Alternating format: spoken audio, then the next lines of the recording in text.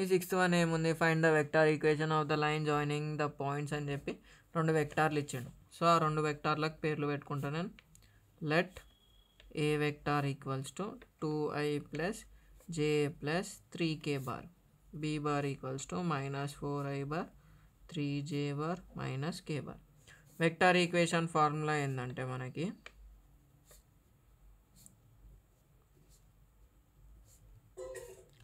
r bar equals to 1 minus t into a bar plus tb bar. ఇది formula మనకి, సరేనా? ఒక కొత్త కాన్స్టెంట్ తోటి ఇంటూ చేస్తాం అంతే. ఇది మనకు ఫార్ములా. ఈ ఫార్ములా వస్తే వెక్టార్ ఈక్వేషన్ అనగానే ఈ ఫార్ములా రావాలి. సో ఇప్పుడు ఇక్కడ చేద్దాం.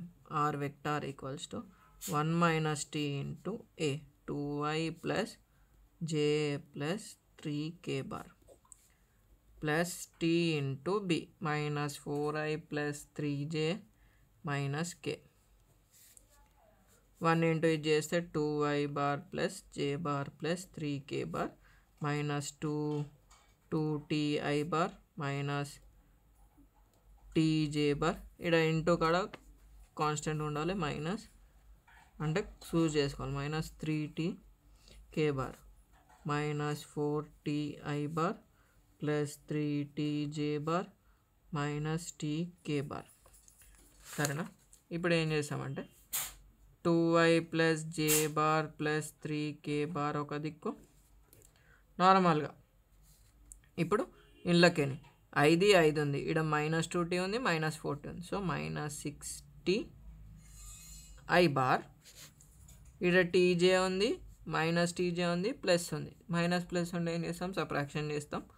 3 1 పోతే plus 2tj bar minus 3t minus t minus 4tk bar. ఇక్కడ చేసేటప్పుడు కొంచెం కాన్షియస్గా చేసుకుంటే మనకు వచ్చేస్తుంది. So 2i bar plus j bar plus 3k bar. ఇక్కడ ఏం చేసామంటే నువ్వు 2tని కామన్ తీసుకో, మైనస్ 2tని బయటికి తీసినామంటే 2 3i బార్. తర్వాత ఇక్కడ 2t బయటికి వస్తే మైనస్ j బార్, మైనస్ బయటకు వచ్చింది కాబట్టి ప్లస్ 2k బార్. గింతే ఆన్సర్.